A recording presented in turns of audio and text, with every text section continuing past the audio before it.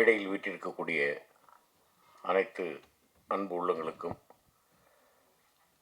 ஐயா சாகித்ய அகாடமி வென்ற எங்கள் ஐயா பூமணி ஐயா அவர்களுக்கும் பத்திரிகை ஊடகத்துறை நண்பர்களுக்கும் எல்லோருக்கும் என்னுடைய இனிய மாலை வணக்கம்.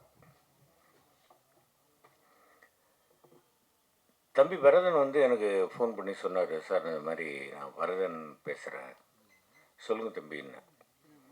சார் நீங்கள் இந்த மாதிரி பொன்னாண்டி அப்படின்னு ஒரு கேரக்டர் நடிக்கணும் சார், பூமணி ஐயா அவர்களுடைய ஒரு சிறுகதை இது. எனக்கு சில விஷயம் ஹிஸ்டாரிக்கல் அப்படின்னு பார்க்க போனீங்கன்னாக்க சாண்டில்யன், அப்புறம் மோகினி, ஜெகசிற்பியன், இந்த மாதிரி. அதுக்கப்புறமா பார்க்க போனீங்கன்னா கரிசல் காட்டப்பட்டி அப்படின்னாக்க எனக்கு தெரிந்து எவ்வளோ பேர் எழுதியிருக்கலாம், ஆனால் 2 பேர் தான். ஒன்று கி ராஜநாராயணன் ஐயா அவர்கள், இன்னொன்று பூமணி ஐயா அவர்கள். அவங்களுடைய பல நாவல்கள் நான் படிச்சிருக்கேன். நான் கேட்ட உடனே ஐயா நல்லா இருக்காங்களா, நல்லா இருக்கும், ரைட் நான் வந்துடுறேன். நேராக போனோம். முதல்ல போனோன்னு ஐயா வீட்டுக்கு போய் ஐயாவை பார்த்து ஆசீர்வாதம் பண்ணிக்கிட்டு பேசும்போது அவர் ஐயா சொன்னார், அந்த மாட்டுக்கொட்டகையிலேயே படுத்து தூங்கினேன், அந்த திண்ணையிலேயே படுத்து தூங்கினேன்,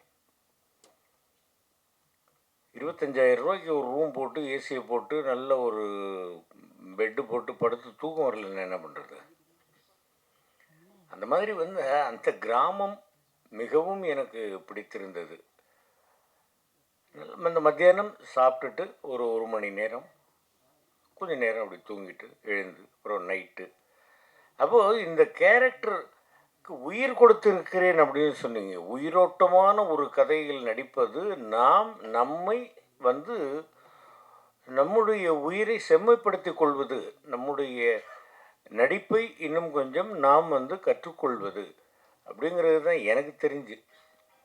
இல்லை, அவர் தம்பி தயாரிப்பாளர் வெற்றி அவர்கள் சொன்னாங்க இது மாதிரி MS பாஸ்கர் சார் நடிக்கிறேன்னு. என்ன கேட்டார், பட்ஜெட் என்ன கிடையாது. அதாவது ஆதாயத்துக்காகவும் நடிக்கணும், ஆத்ம திருப்திக்காகவும் நடிக்கணும்.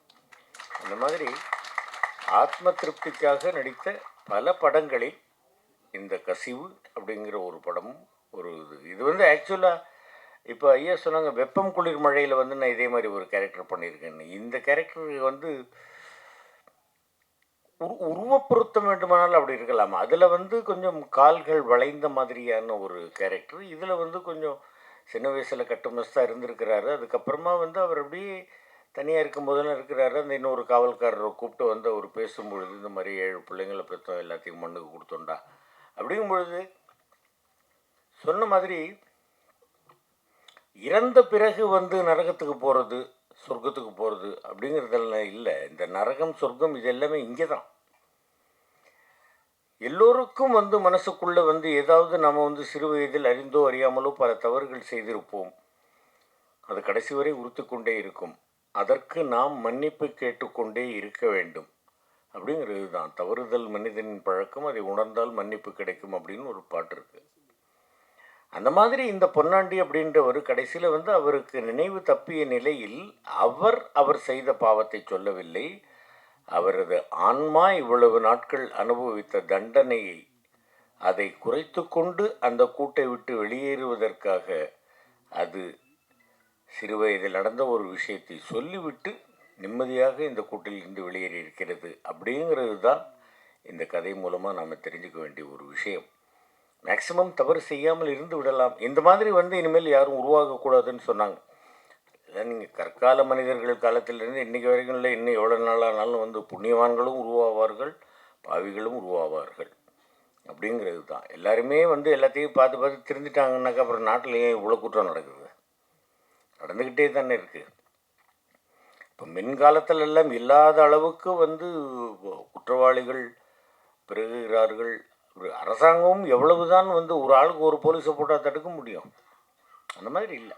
ஒரு பொன்னாண்டி எப்போவோ செய்த ஒரு தவறு, அது அவர் மனதை போட்டு கொண்டுக்கிட்டு இருந்திருக்கு. கடைசியில் அவர் சொன்னார், போனார்.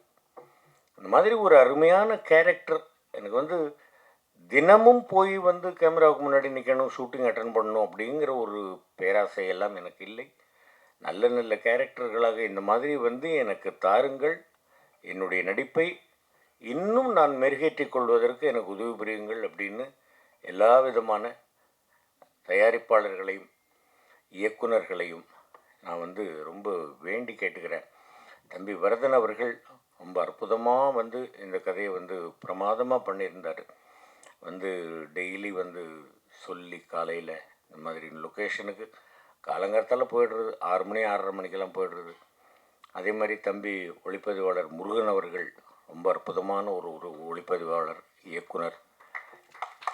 அதே மாதிரி வந்து தம்பி மியூசிக் போட்ட தம்பியும் ரொம்ப பிரமாதமாக பண்ணியிருந்தார்கள். ஐயா அவர்களுடைய எழுத்துக்களை பேசி நடித்தது